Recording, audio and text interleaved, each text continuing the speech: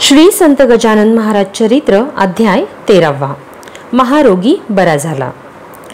महाराजांच्या मठासाठी वर्गणी जमा होत होती, पण काही कुटाळ लोक होतेच. वर्गणी जमा करण्याची जरूर काय, गजानन महाराज समर्थ आहेत ना. तिथे एक जगदेव नावाचे गृहस्थ होते. ते हसून म्हणाले, हा जमा झालेला पैसा तुम्हा लोकांकरिताच आहे. तुमच्या कल्याणासाठीच ही सारी खटपट चालू आहे. महाराजांना पैसा नको आहे. रिद्धी सिद्धी त्यांची सेवा करतात. त्यांना कशाचीच गरज नाही. ऐहिक सुखाचे भोगते आपणच आहोत. हा देह नाशिवंत आहे. काहीतरी पुण्य करा. उगाच कुतर्कवाद कशाला करता. संत सेवे समान दुसरे पुण्य नाही.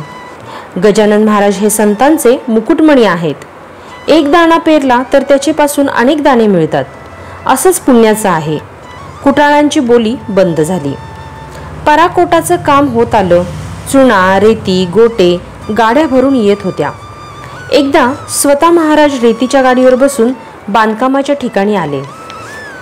महाराज गाडीत बसताच गाडीवाला खाली उतरला. गजानन महाराज म्हणाले, अरे आम्ही संन्यासी आहोत, आम्हास विटाळ नाही. गाडीवान म्हणाला, आमची पात्रता आपल्या सोबत बसण्याची नाही. बैलगाडी बरोबर बांधकामाच्या ठिकाणी गेली. महाराज गाडीतून उतरले. जागेच्या मध्यभागी जाऊन बसले. समाधी मंदिर त्याच जागेवर आहे.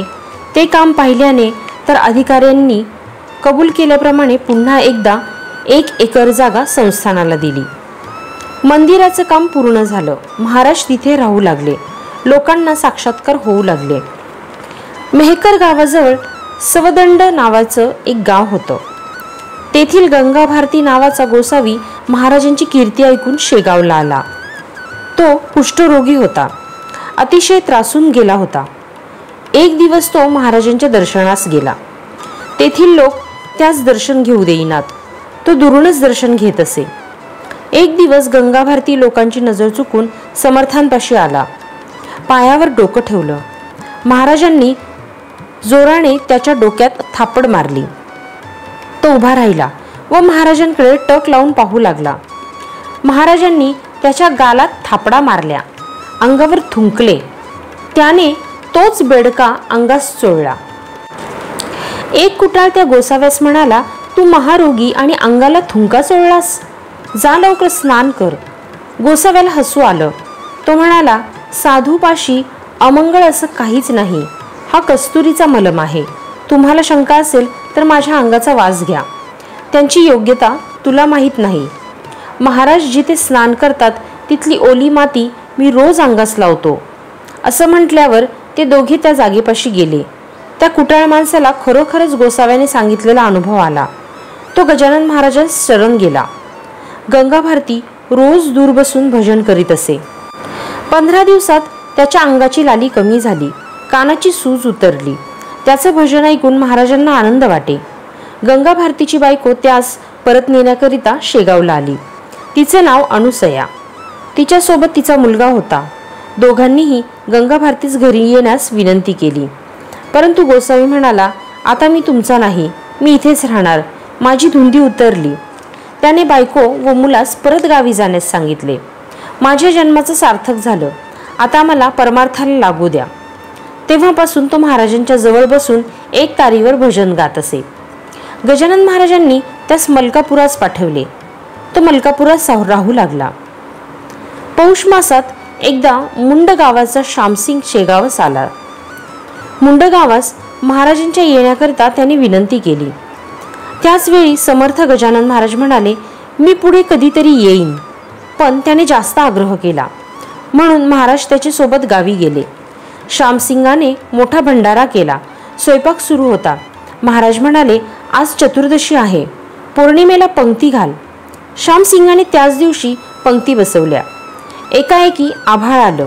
विजा चमकू लागल्या. झंझावात वारा सुटला. पाऊस आला. अन्नाची माती झाली. श्यामसिंग महाराजांस शरण गेला. उद्या तरी असं होऊ देऊ नका अशी विनंती केली. महाराज म्हणाले, श्यामसिंग नाराज होऊ नको.